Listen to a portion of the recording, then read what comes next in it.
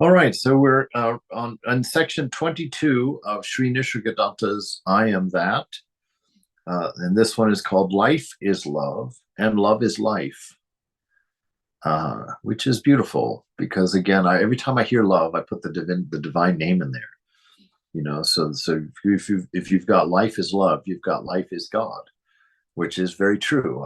If you go into just for the sake of going into another tradition in Christianity, when God created Adam in that story in the beginning of Genesis, there, he made Adam's body and it was laying there lifeless. It wasn't until God bent down and breathed his own breath, his breath of life, into Adam's body, that it became animated, that it came to life. That's when God shared his existence, his wisdom, and his love in Adam, breathed that image of himself into Adam, and Adam came to life. And since I've come to think of the story of the Garden Eden as that looping reality of this moment, that this God breathing life into your form, breathing you into your body, happens every time you inhale.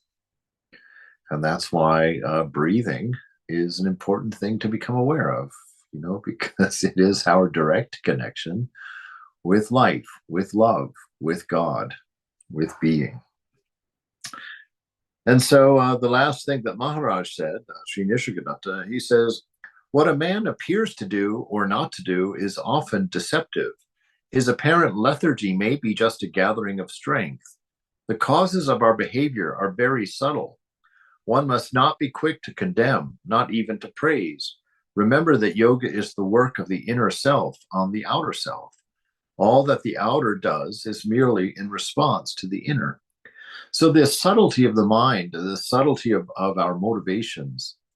I remember back when I was a brahmachari and I was kind of having some troubles in the monastery. It was just troubles in life. And I asked Swami about seeing a therapist. And he approved. He said, yes, that would be good. He said, but, be careful with that because going into your mind to find the reasons to explain your behavior, he said, most of the time your mind will make up those answers as it goes and hand them to you. And you don't know the difference. And he says, what really is the cause of the moment can't really be determined. So don't go looking in the mind for your answers. Go looking to the mind just to be aware of its constructs and how it works, and let the answers present themselves through that experience. But you won't find answers in your mind for its own behaviors, not real ones, anyway. And so I just bring that up as a piece of wisdom from Swami Prabhupada. So what you appear to do is often deceptive. The causes of your behavior are very subtle.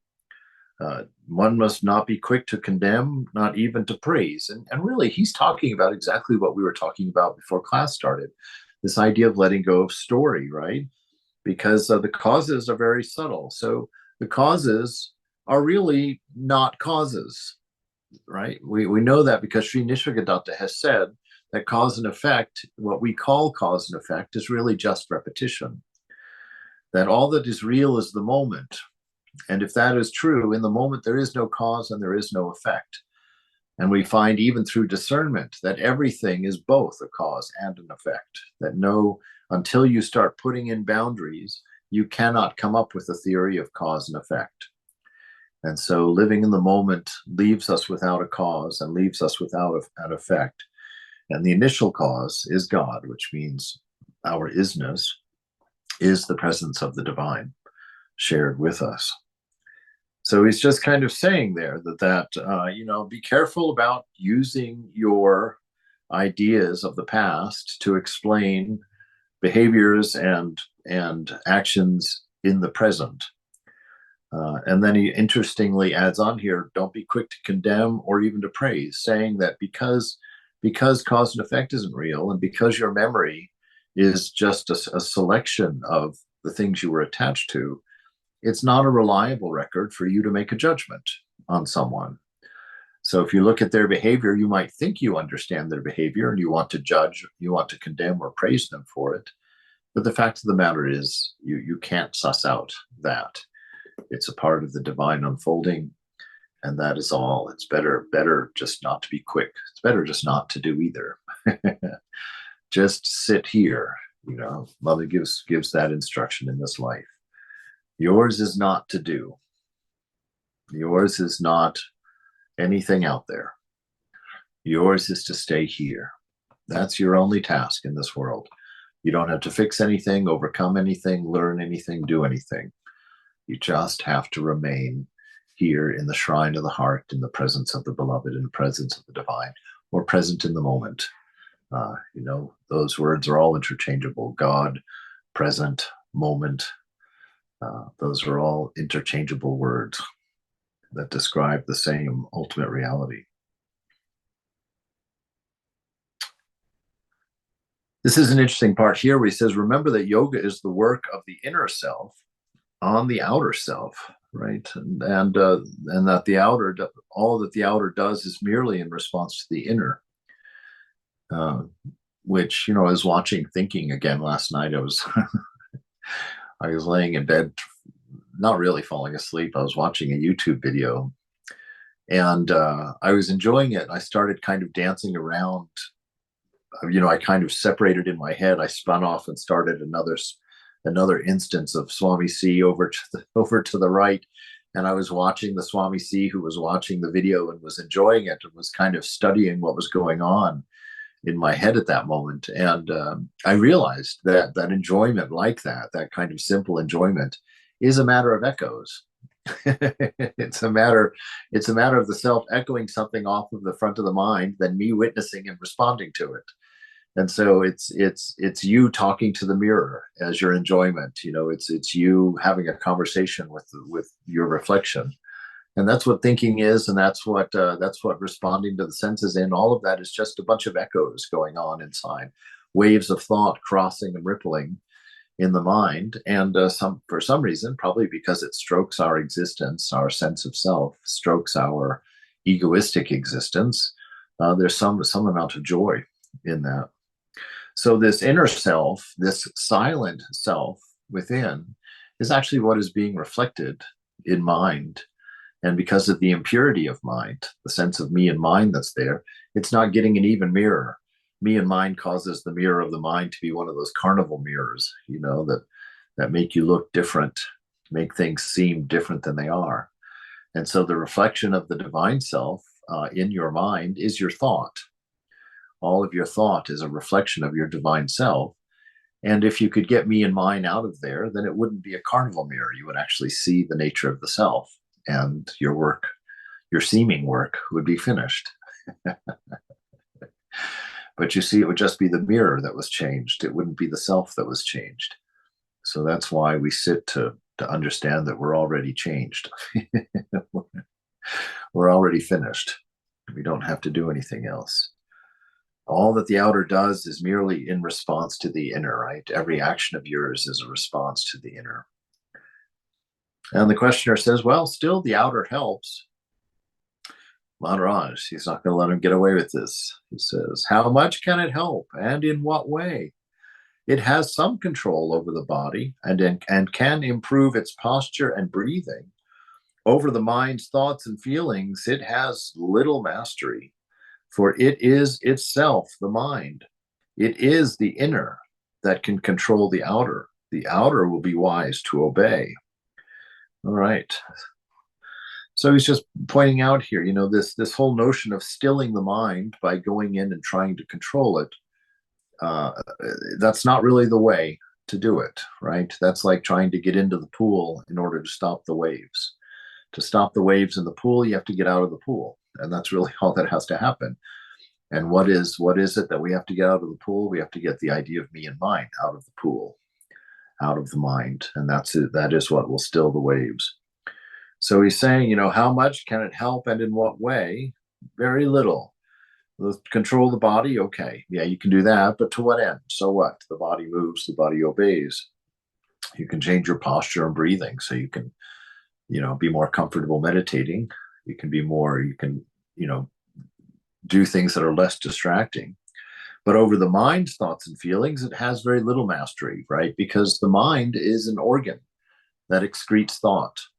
And that thought is always in response, is always generated, one, by inspiration coming from the presence of the self, mixed with what's coming in through the senses. And they kind of clash. And then there's this bowl of me and mine that is just grabbing them and trying to hook them all together and tie them into their proper places and put them on the right shelves and all of that. But you can't really master what the mind is doing because the mind is automatic. The mind is the wheel of samsara. It's just going around and around, and you've tied yourself to it by the cords of identity, so you're bouncing down the hill with it in pain.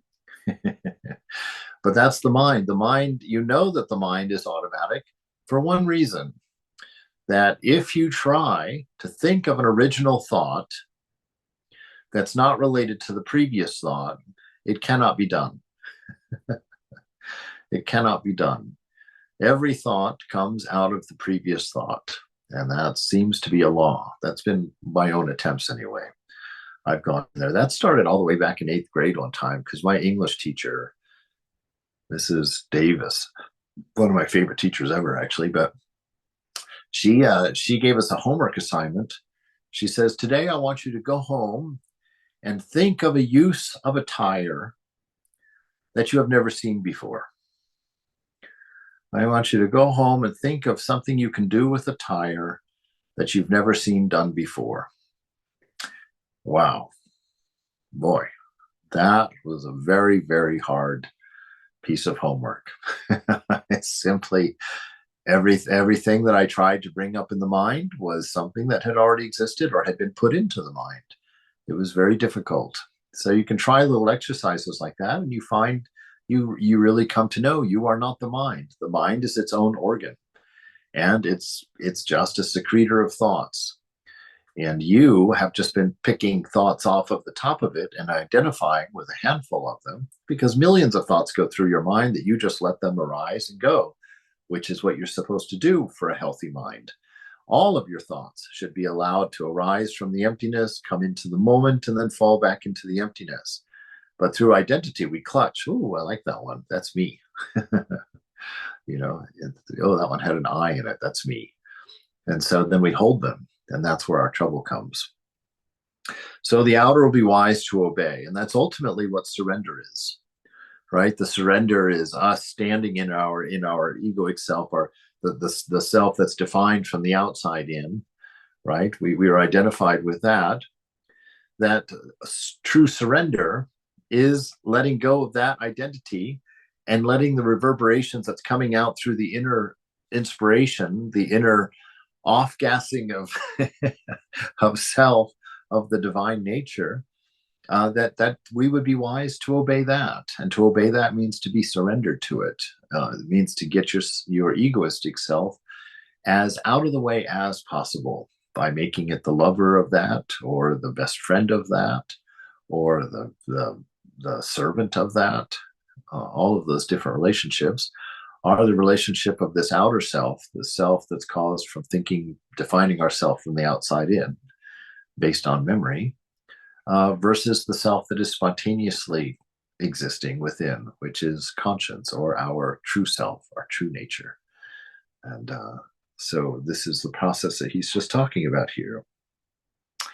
The questioner says, well, if it is the inner that is ultimately responsible for man's spiritual development, why is the outer so much exhorted and encouraged?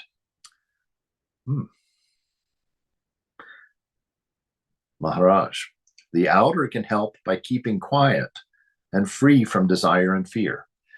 This is neti, right? The only way that you can actually help yourself is by shutting yourself up. By just being quiet, letting go of everything that the mind wants to chatter on about. Just let it go. Don't be interested in it.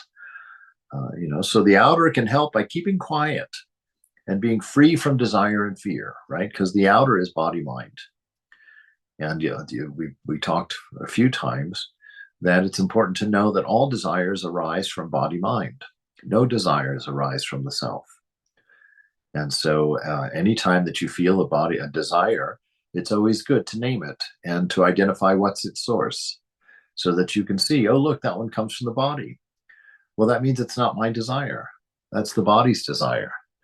And if one comes from the mind, oh, that one's coming from the mind, then you can say, I'm not the mind. That's not my desire.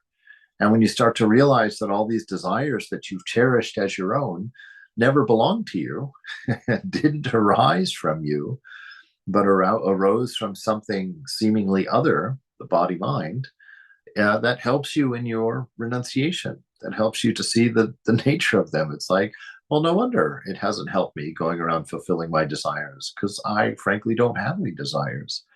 That self is perfectly fine in there. It doesn't need the body or mind. It's ever free and ever pure. So the outer can help by keeping quiet and being free from desire and fear, right? Fear, because the outer is based on a small box definition. It's the smaller self in a huge universe that it doesn't know anything about. You would have noticed that all advice to the outer is in the form of negations. Don't, stop, refrain, forgo, give up, sacrifice, surrender, see the faults as faults, right? So those are all of the the netties there. So this is the only advice to the outer from the inner is stop. Just shh. Even the little description of reality that is given is through denials. Not this, not this. All positives belong to the inner self, as all absolutes to reality. This is beautiful. This is you could just really slip off into a great day thinking about this one. That all of the beauty, all of the positives are emanating from your divine nature. All of your love, all of your joy, even you're assigning it to external things. That's our delusion. We think it's, oh, that beautiful woman that we love, or oh, it's that hideous old man that we love, or it's that grandchild or whatever. We think those things are the source of our love, but all of our love is coming from the self alone. Everything beautiful about you comes from within you. It's not the dress you're wearing. It's not the good job with your eye makeup that you did today. It's not because you finally gotten around to plucking your old man hairs out of your eyebrows. It's because you are beautiful by nature.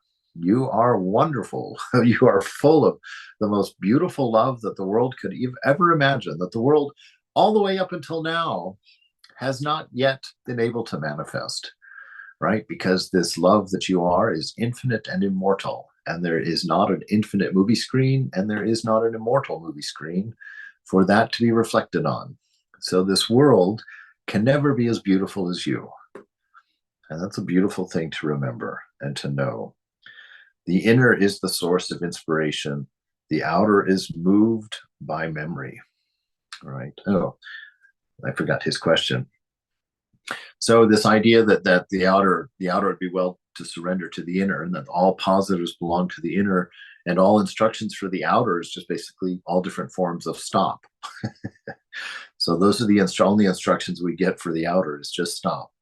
And the questioner says, well, how are we to distinguish the inner from the outer in actual experience? Yes, this is exactly that. This is I'm so glad we're asking this.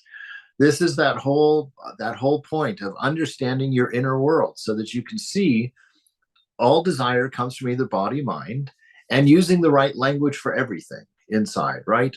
So the first thing to remember is that there are only three things that you can say about yourself, about the self, who you are, that are true. We all know them. I'm loving, right? I can say that because that's my nature. I'm wise. I can say that because that's my nature. I exist. Those are the three things that you can say, that you can attach an I to, that are true. Period. That's your best clue right there. Anything else that comes up to you to want to identify yourself is going to belong to either the body or the mind. And we should start using the proper language for that. So instead of saying, I'm hungry, we should say, gosh, the body's hungry. Instead of saying, I'm depressed, we should say, oh, the mind is depressed. Instead of saying, I'm angry, oh, the mind is angry. Oh, I'm tired. Oh, the body is tired. We should use as a practice, start keeping those in their proper categories, because we have to discern. We have to understand who we are. And it's a mistake for us to use any other adjective except any of those three Satchitananda for attaching to an I. That's the first place to begin. And when you've habituated yourself into that state of identifying the body as itself and the mind as itself, then you will find the self by implication, right? And that's the cool thing, because the body you can look at, right? You can right now go through and start feeling your toe. So you can look at your toe internally and you can wiggle it and you can do all sorts of things. So we know that it's not us because we're actually observing it. And the mind, you can sit there and look at your thoughts, look at your imagination, call up things if you want to, you know? So you're the observer of mind. That becomes very clear to you. And if you use the right language and you do this consistently, it becomes obvious to you. But the self is a little less obvious because it makes itself known by not being the mind and not being the body. Because it doesn't have a boundary. It is you. It's like trying to look at your own face. You know, try as you may. You know, I can see a nostril actually, if you try. But that's all. That's the most of your face you're going to be able to see. So you have to intuit your face from its reflection in the world around you. That's how you intuit your face. You look in the mirror. Oh, okay, that must be what it looks like. It's a reflection of my face, of the face, right? And so it's the same thing with the self.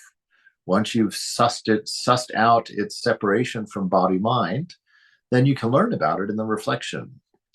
You know, those things that bring you bliss, that is the self.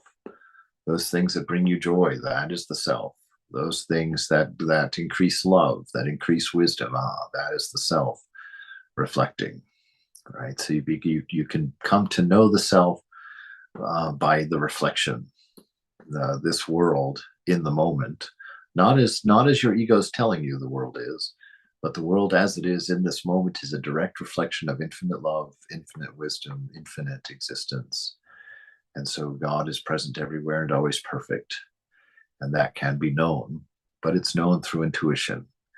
It's not known by a thought, because thoughts only happen at the precipice of the past, as it were, because you have to watch your thoughts. Yeah, because there's no language in the moment. There's no change in the moment. So you can't think. You can't observe the moment.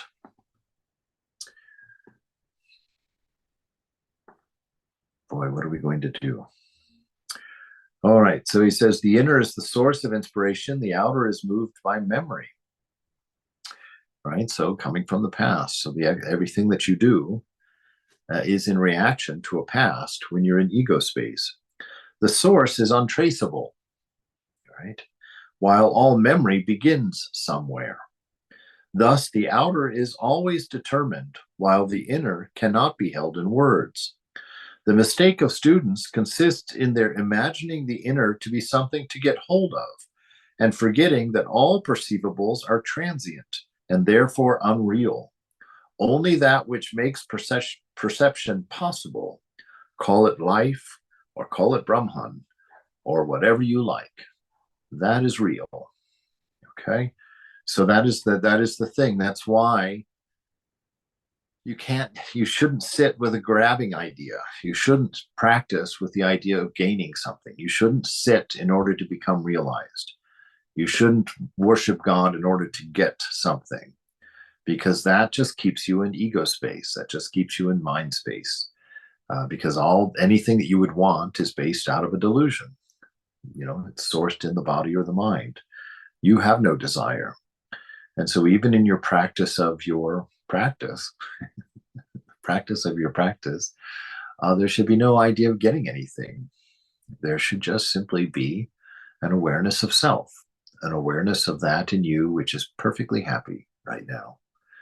That self behind the mind and body, which is the source of all the sensations that indicate love that are felt in the body and mind. You carry that with you always, right? And when you silence all the rest, you become aware of that. And to the degree that you can establish yourself there, to that degree, you will feel and express love. To that degree, ecstasy. If you do it like the masters did it, you short the body mind out. They it's like trying to put the ocean into a Coke bottle. You're going to blow that Coke bottle up if you do that. And so we see that in the master. Every time the infinite poured freely into him, boom, samadhi, the body just stopped functioning. It was, the circuits were blown because the infinite was just too much, just too much. So the outer is always determined. That's meaning it has a boundary. Everything is in packages in the outer world. That's where objects come from. That's where thoughts come from. That's where cause and effect comes from. We package everything in little boxes. So the outer is always determined. It's always boundaried and defined. The inner cannot be held in words, right? And we know that because Sri Nisargadatta told us. He says that the worldly man defines himself from the outside in, right? And you come to know, if I ask you who you are, what are you going to do? Immediately, you're going to start from the outside in. Well, I'm a dude and I'm 59 and I'm, I like this and I don't like that. And this is what I'm hoping for. And these are my dreams. You describe yourself from the outside in. The wise man describes himself from the inside out.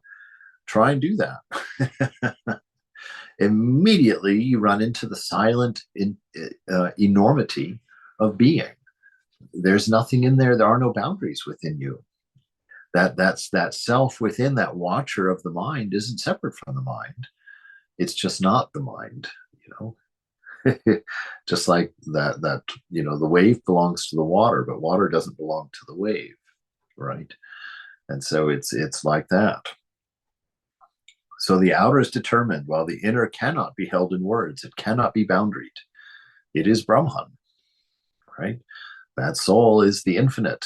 That soul that exists, that ultimate existence, that unchanging absolute, is the ultimate reality. So for it to be an unchanging absolute, it cannot be captured in words because it cannot be broken into objects. There is no separation. Ego is the only cause of separation, the cause of distinction. The mistake of students consists in imagining the inner to be something to get hold of, right? And that's exactly what we're saying. Our mistake when we approach religion is that it's a means of getting something. It's a means of attaining something. It's a means of achieving something, whether it's some imagined enlightenment in some magical day in the future, or whether it's a heaven that happens after the body is dead.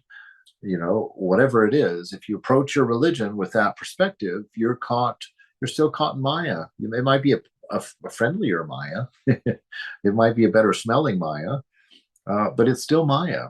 You're still trapped because you're still starting out with the wrong idea of what you are, right? So we imagine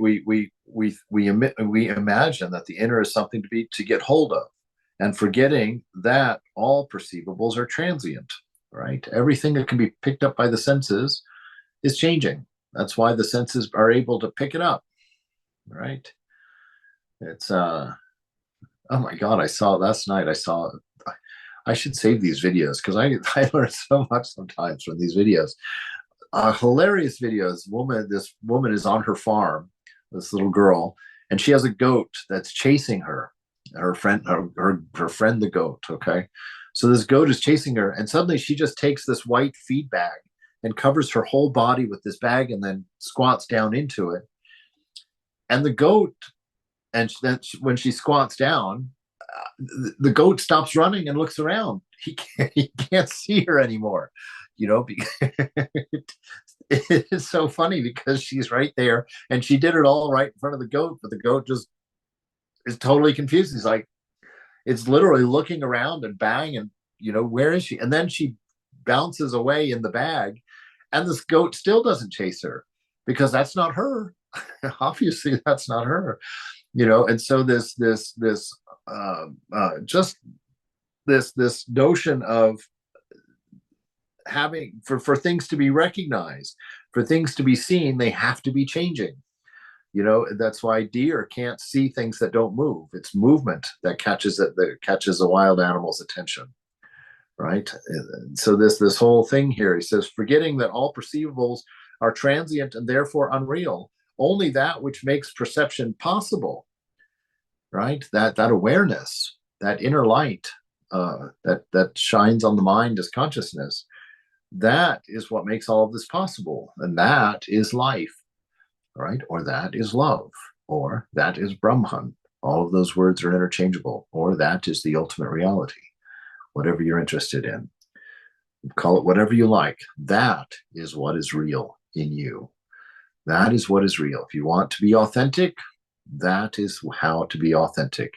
Let everything else fall and let being arise without interpretation, without calculation, without interest in a result, purely manifesting spontaneously in the moment with a silent mind, right? Thinking is not necessary for perfect existence. Right? The questioner says, must life have a body for its self-expression? Maharaj, the body seeks to live. The body wants to maintain itself. It is not life that needs the body. It is the body that needs life, right? You come first.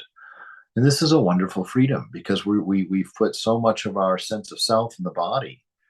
When we make the mistake of saying, oh, I'm sick, instead of saying the body is sick, which is a very important thing to understand. Because when it comes to that last moment, if you say, I'm dying, you're going to suffer the terror and fear of dying. You'll leave this world weeping. And Nisargadatta Maharaj also says, the wise man leaves the world laughing, right? While the ignorant man leaves the world weeping because he thinks he's dying. He thinks it's over. And so by knowing that it's the body that's going away, if you can hold that space in those final moments, you will enjoy. What do I know? Dying at this point, maybe, who knows? No, we've never done it, so I know nothing about it. That's why that's another Swami Prabhupada statement one time, because I had read Ramana Maharshi's enlightenment experience, where he, as a teenager, he was terrified of the idea of dying, and so to kind of overcome that fear, he laid down on the floor one day and very effectively, apparently, very effectively imagined dying, and was able to really truly, which shows the purity of that he must have had inside to be in that level of command of his inner world. But to go through and he shut things off one at a time that he observed to belong to the body or the mind, shut them off, and that's how he had his enlightenment experience. And so when I read that, of course, I was thrilled. I thought, oh, cool, I can do that. So I went up to my room in the monastery, laid on the floor, and tried to imagine myself dying, trying to go one step at a time. And of course, I didn't have that inner mastery, because as soon as I would let go of something, it would run back and get the back of the line again. And I just never got to the end of my line. So I didn't have that experience. But that's that notion. He says that the body needs these things. That as in that moment, if you can let go of that notion as you die, because your experience of death isn't going to be. I was going to what Swami Prabhupada had said. That's what I was saying. And so I went to the breakfast table, or not breakfast, that was lunch, actually. I went to the lunch table and I told Maharaj, I was like, I was sitting there trying to imagine my own death, like Ramana Maharshi did. And I said, I couldn't. I said, I really tried. I said, do you have any advice on that? And he says, well, it's not really the imagining of your death that is going to take you where you're going. He says, because you can't imagine your death. He says, for the simple reason that you have never died. And you never will die. So for you to try to imagine non-existence is going to be impossible. You have existed immortally, forever. So you cannot imagine your death. And that was the realization that Ramana Maharshi would have had, that anything that can be imagined is unreal. And so he let go of them, let go of them, let go of them, let go of them. And when there was nothing else to let go of, he understood. He knew who he was. And so it's quite wonderful to realize that even in your moment of death, your experience of the moment is going to be the same. It's just the noise is going to stop. all the rush of senses coming in is going to stop. The rhythm of the heart is going to stop. The need to breathe is going to stop. The need to eat is going to stop. All those limitations and all those restrictions will come to a rest, and you'll be left with the infinite self, an infinite knowledge of love, an infinite knowledge of wisdom, an infinite knowledge of being. I don't know if you could say knowledge of in any of those, but along those lines, let them point you in the right direction. since a word isn't going to hold it, a sentence isn't going to explain it, but just to know that. And so I practice. Oh, this is going to sound weird, but I tell you it's the truth. I practice dying. I sometimes lay in my bed and I imagine, okay, what if this? Because I know one day many people come to a point in their life where they can't get out of a bed. And so I've imagined myself being in that situation because I feel like it's a good test of where you are in your relationship with the moment, with the divine. Because if you know that God is everywhere present and always perfect, then conditions and circumstances are irrelevant to you. And so I like to test myself, to lay in bed and think, can I lay here knowing that I'm never going to get out of this bed and find bliss? Can I find contentment? Can I let go of everything? And to the degree that you can say yes to that, to the degree you're beginning to understand your nature. So there's no cause for fear. There's no need for alarm. It's good that you will always be. That will never end. The notion of what is being, it will become accurate. will stop being a matter of imagination and will be a matter of business for you. It'll be spontaneous. So the body seeks to live. It is not life that needs the body. It's the body that needs life. Does life do it deliberately?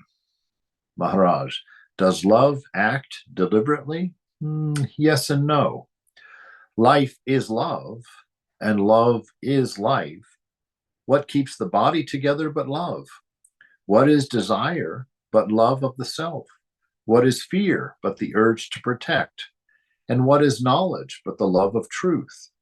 The means and forms may be wrong, but the motive behind is always love. Love of the me and the mine. The me and the mine may be small or may explode and embrace the universe, but love remains. Right? And love doesn't have an I because it's not particular.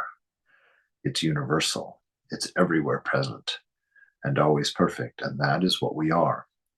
And that's why we have to let go of all of these boundaried things, all of these divisions, because they're unreal. They belong to the past, and they are only played with in the mind. And that is what we're doing when we're watching a YouTube video. We are playing with the past. We're playing with, and the past is what? The past is our memories. What are our memories? Our attachments. So we're just juggling our attachments. That's how we get enjoyment in this world. That's the only kind of enjoyment this world can offer, is the fun of juggling the imagination. That's all it can do. Questioner. Well, the repetition of the name of God is very common in India. Is there any virtue in it? Ooh, this will be interesting. Maharaj, when you know the name of a thing or a person, you can find it easily. By calling God by his name, you make him come to you.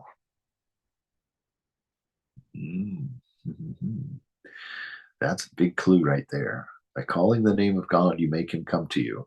Now, why would that be true? Because the name and the form can't be separated. Right? You can't say milk without thinking of milk. You can't think of the heat of the fire without thinking of the fire. Those inseparable things, right? And so the name of God and God are not separate. When you say your mantra, the divine is present within you, right? Your highest ideal of love is what is being summoned by repeating the name of the divine. And so that's why, I think I read Vivekananda said this. It's one of those little tidbits, and I don't remember where I heard it. But this notion that by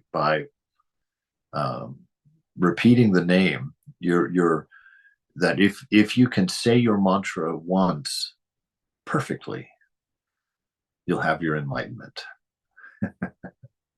If you are able to say your mantra, say the name of God perfectly, even once, you enlightenment is there. And so we repeat our mantra, trying to say it perfectly, which means to have a perfect awareness of the presence, a perfect understanding of the company, the communion of the moment with our beloved, with the divine, with the ultimate reality.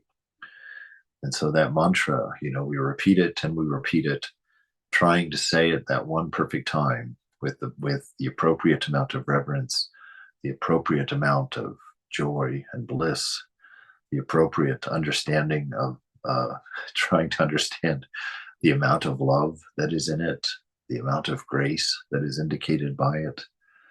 And as we open and open and open, you see that's what the mantra does. It opens and opens and opens and opens you, meaning the ego surrenders and surrenders and surrenders and surrenders in order to try and embrace or hold that which is indicated by the name of God, right? Because God, that infinite, cannot have a boundary. And so by repeating the mantra, we're becoming more and more open, more and more undefined through that relationship with the name of the beloved and opening to its reality. So the mantra is the force of surrender, among many other things. The other toy that's kind of fun with the mantra is when you get to the point where the mantra can go of its own accord without you really having to make it happen, is to kind of circle it in your mind and try and figure out where it's coming from. From where is this name of God arising within me? Because I got that idea from Ramakrishna when he said, finding God is like, following the links of a chain from the boat to the shore. By one link at a time, you'll get to the shore. And I thought, well, maybe the mantra is a link in the chain. And I keep repeating it. That's taking me one link at a time toward the shore. And I thought, well, then I should know where the chain is linked to. And so as the mind is repeating the mantra, understand, try and find out from where, what is the source of this? From where does this come? Because that also will open you and open you and open you, because the source is undefinable. It cannot be caught. When you know the name of a thing or a person, you can find it easily. By calling God by his name, you make him come to you. And all the gendering there is just by convention, not by inherent truth. Maharaj, according to your expectations. In what shape does he come? All right. Maharaj, according to your expectations. If you happen to be unlucky and some saintly soul gives you if you happen to be unlucky and some saintly soul gives you a mantra for good luck and you repeat it with faith and devotion, your bad luck is bound to turn. Steady faith is stronger than destiny. Destiny is the result of causes, mostly accidental, and is therefore loosely woven. Confidence and good hope will overcome it easily. Wow. There's the answer to so much suffering right there. There's the answer to so much suffering right there.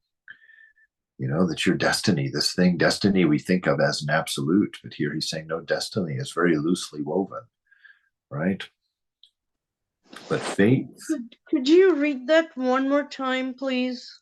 Yes. The last sentence. Thank you. Destiny is the result of causes, mostly accidental, and is therefore loosely woven. Confidence and good hope will overcome it easily. Right? So that is your rudder for the ship of the body-mind. Confidence and good hope, just keeping a positive spin on everything, by trying to find the perspective from which you can see that God is everywhere present and always perfect. So that's the non-resistance that the Buddhists talk about, a pure acceptance of the moment, because the moment is perfect. The moment is God. The moment, though, is never going to be perfect for a body. So it will help you to understand that you're not the body. And the moment is never going to be perfect for a mind. So it helps you understand that you are not the mind.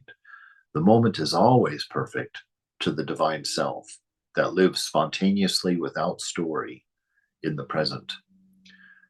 And so this notion of having a confidence and a good hope in bhakti terms, in bhakti yoga, it would be like Brother Lawrence when he says that I sit here in the presence, just having an attitude of what does he say? An attitude of a gentle fondness and love for the presence of the beloved. So it's using the presence, the presence of the moment. Actually, within Jnana terms, it's the ultimate reality or the moment. In bhakti terms, that moment is God, is divine, is your beloved. So it's existing in this moment with a gentle fondness, just a simple, not an exuberant but just a gentle fondness as we approach it with no resistance, accepting what is as being perfect and being divine, right? And so that is stronger than destiny. That is stronger than your karma. If you can have that kind of faith in the moment, your karma is undone, right? Your karma is undone because you're identifying with self and not with the body and mind. Your karma only has effect over the body and mind. It does not have effect over you, right? And so to come to this place is to find freedom. And that is the ultimate goal of actually not just religion, but the ultimate goal of toward which everything is striving in creation, according to Vivekananda. So remember that you are not the victim of your karma. You are the master of your karma. Karma is not given to us to explain to us why the moment is as it is. That's the wrong use of karma. Karma is given to you to give you the understanding that you can change it. That by doing good things in this moment, you are creating a better tomorrow. To get out of Guyana for a moment, to think positively in this moment, you are creating a better tomorrow. And so the whole law of karma was never put there for us to understand our suffering or to understand the way why things are the way they are. That will never be true. The idea of karma is to give you mastery over yourself, to let you know you can change, you can grow, you can be free. That's why karma is there, right? So don't use it as a description of, oh, that's just my karma. That is such a wrong thing to say. Oh, what to do? It's my karma. It's the way it is. No. Karma is not there to make you weak and make you the subject of it. Karma is there to remind you that you are the master and you can change this and you can be this and you can be free. That's why karma is there. And you use your karma to break out by using one thorn to undo the other. And when you've done that, you drop them both, you let go, and you're free. All right. Confidence and good hope will overcome destiny easily. Wonderful. Fantastic. I should write that on the wall. All right. Questioner, when a mantra is chanted, what exactly happens? Maharaj, the sound of mantra creates the shape which will embody the self. The self can embody any shape and operate through it. After all, the self is expressing itself in action, and a mantra is primarily energy in action. It acts on you. It acts on your surroundings. The mantra is traditional. Must it be so? The questioner asks. Maharaj, since time immemorial, a link was created between certain words and corresponding energies, and reinforced by numberless repetitions. It is just like a road to walk on. It is an easy way. Only faith is needed. You trust the road to take you to your destination. What a beautiful way of talking about the mantra. The mantra is the road to realization, the road to the divine. And you just simply have to have faith that it's taking you there, right? There's nothing to be done. If you had to do something, you'd be in big trouble. Why would you be in big trouble? Because your master, Sri Ramakrishna, has told you at least 158 times in the gospel that you are not the doer.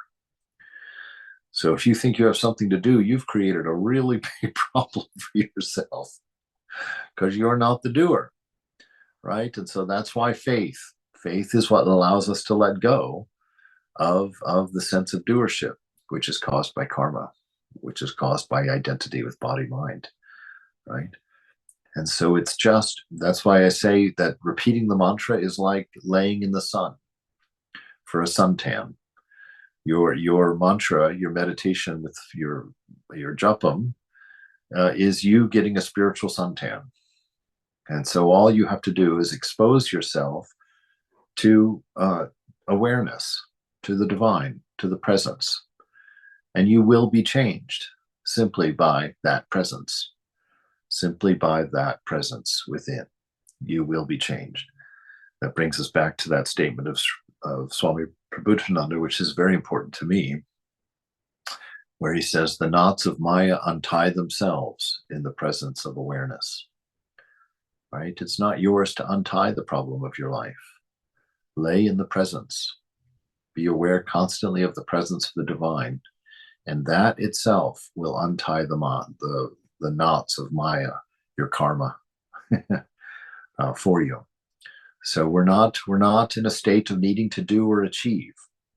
Again, we're in the state of needing to be, to let go of living on the precipice of the past and viewing the present, letting go of that ego story so that we can be present, which means just spontaneous manifestation of an unconditioned love, spontaneous manifestation of an infinite wisdom, and just a spontaneous manifestation. That's isness, existence itself. So you trust the road to take you to your destination. Just know that if the presence is in your mind, if the name of God is in your mind, if there's silence in the mind, all will be well. All is well. All has always been well. And you will discover this. Questioner, this will be our last one. In Europe, there is no tradition of a mantra except in some contemplative orders. Of what use is it to a modern young Westerner? Well, first of all, he's wrong. The idea of the mantra, especially in the Eastern tradition, the Eastern Orthodox tradition, has always been there for a very, very long time. So mantra is a tradition. It's a tradition that's been forgotten. That's a better way of saying it. So of what use is it to a modern young Westerner, Maharaj? Well, none, unless he is very much attracted. You know, if you feel a strong attraction to that idea of mantra, then it's going to be helpful to you. Otherwise, maybe not. For him, the right procedure is to adhere to the thought that he is the ground of all knowledge, the immutable and perennial awareness of all that happens to the senses and the mind. If he keeps it in mind all the time, aware and alert, he is bound to break the bounds of non-awareness and emerge into pure life, light, and love, right? Now, the thing is that it would seem to me that part of that being aware is what the mantra is all about. The mantra is a tool for bringing the mind to one-pointedness. It's a tool for bringing the mind to this level of concentration. So it's just one of the means of getting this. Otherwise, the means that he's talking about is the jnanic means, through jnana, and that's just to be constantly aware of the moment, to be constantly aware of your awareness. And you're going to have to come up with some means for that, because the mind, the scum on the water, is constantly trying to close over the hole that you've just cleared. in the water, through which the water is seen, right? And so mantra is just one of the ways for doing that. The idea, I am the witness only, will purify the body, which actually, wouldn't that be a mantra? I am the witness only. You know, that is a name of God, actually. So that actually would be a mantra itself.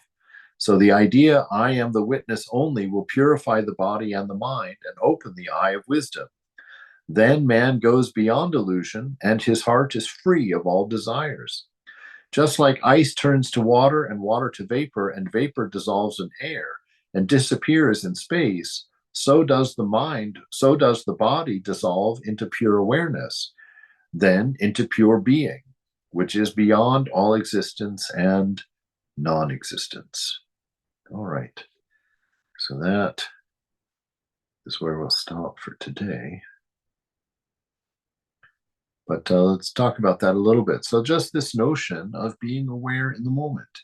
What we're trying to do is stop living like an automaton. Signs of being an automaton are boredom, our anxiety, our